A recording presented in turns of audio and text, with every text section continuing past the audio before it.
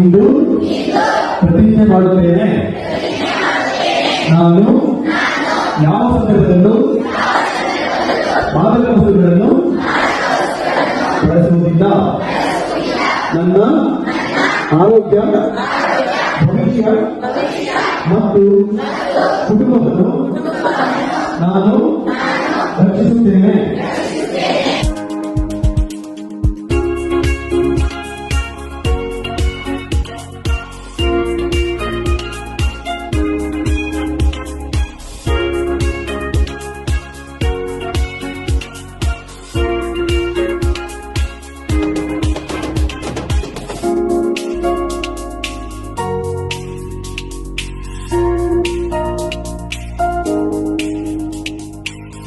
ಶುಭೋದಯಗಳು.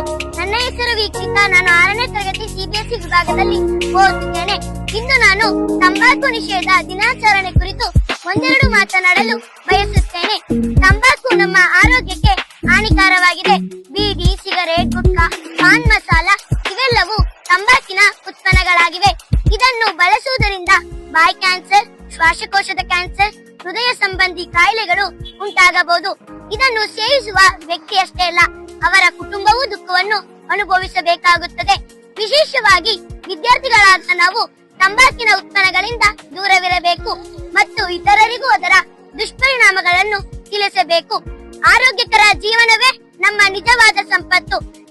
ಆದ್ದರಿಂದ ತಂಬಾಕಿಗೆ ಬೇಡ, ಆರೋಗ್ಯಕ್ಕೆ ಹೌದು ಎಂಬ ಸಂಕಲ್ಪ ಮಾಡೋಣ. ಕೊನೆಯದಾಗಿ ತಂಬಾಕು ಮುಕ್ತ ಸಮಾಜ ನಿರ್ಮಾಣಕ್ಕೆ ನಾವೆಲ್ಲರೂ ಪ್ರತಿಜ್ಞೆ ಮಾಡೋಣ ಎಂದು ಧನ್ಯವಾದಗಳು. ಇನ್ನು ಸೇವಿಸಬೇಡಿ, ವಸ್ತುಗಳನ್ನು ಸೇವನೆ ಮಾಡಬಾರದು.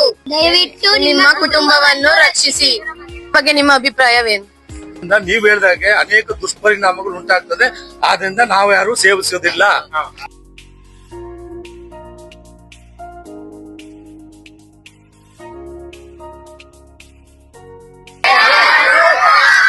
Say no to drugs. Say yes to life. Say no to drugs. ತಂಬಾಕು ಬಿಸಾಕಿ ನೆಮ್ಮದಿಯಿಂದ ಬದುಕಿ. Say yes to life. Say no to drugs.